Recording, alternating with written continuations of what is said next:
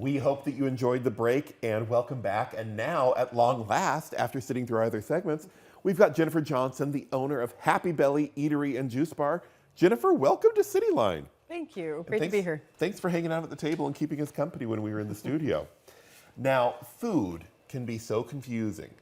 And so with all the confusion about food, what's good, what's bad, how do we know what to eat? What is truly good for us? Well, it depends on who you are and what your lifestyle is. So as you're eating, it's important to pay attention to how you feel after you eat and how it affects you. Because like an athlete's going to need way more protein than someone who doesn't do a whole lot of physical movement. So it really depends on the person. But eating as close to the earth as you can and also fresh is best. Okay, that is very, very good to know.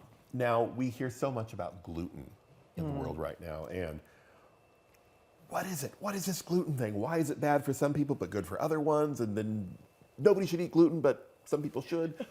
It's so confusing. Food is confusing. Yes.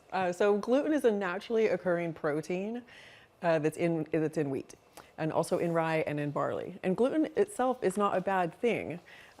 It's rich in fiber and different nutrients. The issue with gluten is that American wheat has glyphosate in it, which can cause a disruption to the gut biome, to your nervous system. So that's kind of where it gets dicey with gluten, and that affects different people in different levels of severity. So as far as gluten goes, if you can eat gluten that's imported, so wheat from like Italy, pasta from Italy especially, that's the way to go. So find it where it's been imported and grown outside of the U.S.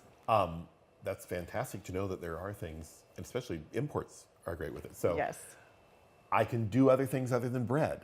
Yes. To get that fixed for it. Now, bread is such a prevalent thing. I know that it is my weakness. If you give me a good loaf of sourdough, it's gone. It's just gone. So instead of bread, what are some things you suggest that we turn towards? Well, before we touch on that, I do want to say sourdough actually has less gluten than other breads. Good, I'm doing it right already. Yes, so you didn't even know it, yeah. So sourdough can be a good solution for people that have a gluten sensitivity, but not someone that has an actual allergy. But if you can't do gluten at all, then you can have pasta that's made out of like chickpeas. Like this pasta here is made from chickpeas. There's also gluten-free breads that you can get. And they can be made with a variety of different sources, like potato starch, brown rice starch, almond flour, coconut flour. And if you really just can't do like the bread aspect of it like at all, then you can do like tortilla chips or rice crackers. And if you are in the habit where you, like with your salads, like you really love to have croutons, if you don't want to take the time to make gluten-free croutons, then you can put like a nut seed blend on them to still give you that crunch. You can toast up pepitas. I like mine spicy. These are the ones that we use in the restaurant. You could also do like toasted sesame seeds. So there's lots of options for you. That is wonderful. Now, let's go back to pasta for a second. Yeah. So we've got the chickpea pasta. There's other things too. I mean, I know that we talk about a lot. Rice is, if you can't do pasta, rice is a good option. Absolutely. What are some other non-pasta-y options that I can go towards? Non-pasta-y options, yes. So as you mentioned, like with rice, like I don't do pasta well unless it's been imported pasta. But what I've gotten in the habit of doing is whatever I was going to have over pasta, I have it over rice. And there's a massive variety of different rices out there. So like a really lovely, like wild grain blend rice is awesome. So whatever you're gonna have over your pasta, you can put it over rice. Okay. Yeah. Throw a little lemon on top of it and everything like that? Yes, oh my gosh. Yeah, lemon zest, some fresh lemon juice, yeah. Now, protein is so important Yeah. in our intake of food. If I wanna eat less meat, what are some other protein options I can turn towards? You want to stack your protein from a variety of different sources. So for instance, you can get 72 grams of protein in one meal, which that's a lot of protein, right? That's a lot of protein. Yes, but not all of it has to come from meat. So you could have some avocado, 2 grams of protein. You could have rice, 2 grams of protein. Chickpeas, lentils, zucchini, you're getting 20 grams of protein in there. And then if you had a small chicken breast with it, that gives you like another 40. Have a glass of oat milk, and that gives you another 3.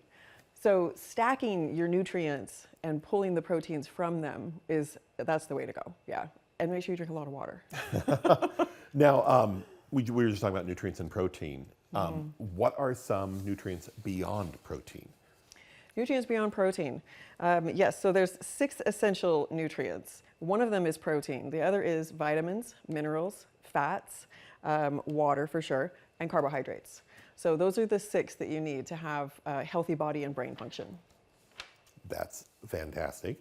I'm thinking back to stacking the proteins, which I love that term. So I'm sitting here, you said avocado, and I'm like, okay, well, you already told me that sourdough is less gluten enriched. Yeah. So if I did some avocado toast on sourdough, threw a little bit of bacon on top of that, that's a lot of protein coming in right there for it as well.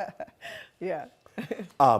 With all these great things here, I also see we've got some great little crackers there, it looks Yeah. like. What are those? Tell us a little bit about those. Okay, so these crackers, they're really great, they're fun, and they're also easy to make. So there is no bread product in this cracker at all. It's made completely out of different seeds. There's flax and chia seed, sunflower seeds. There's a little bit of hemp heart in here. And, you know, like you could use this like a scoop if you had a dip or something. Also, you could break it up and put it on top of your salad. And they're just great, snacky. Dip delivery methods, as I call them. And I also see we have some plant milk cream cheese here as well. Yes, yeah. So dairy is another thing that has changed over the years in America. And our milks and our cheeses are not the same as they were, you know, 50, 60 years ago. And a lot of people can't tolerate that any longer. And so now there's a lot of different plant-based options you have. And there's like Mayoko's Creamery. This is cream cheese. It is just as creamy, just as spreadable, and I think just as lovely as your, you know, your regular traditional dairy-based cream cheese. These different cream cheeses, you can also use it, like I don't do Alfredo sauce, but I love Alfredo sauce.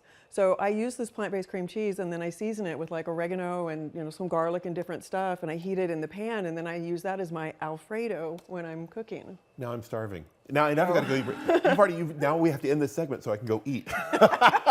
Jennifer, I want to thank you so much for being here today. Thank you. And I want to thank you for joining us on Cityline today, and our wonderful guests, Blake and Peter, Katie, Andrea, Whitney, Francis, Carlos, and Mario, for being here and letting us know all about the great things happening in our wonderful community. It's been a delight to fill in for Amanda, who will be back next week. Until then, I'll see you on stages around the community. Enjoy your week. Thank you so much.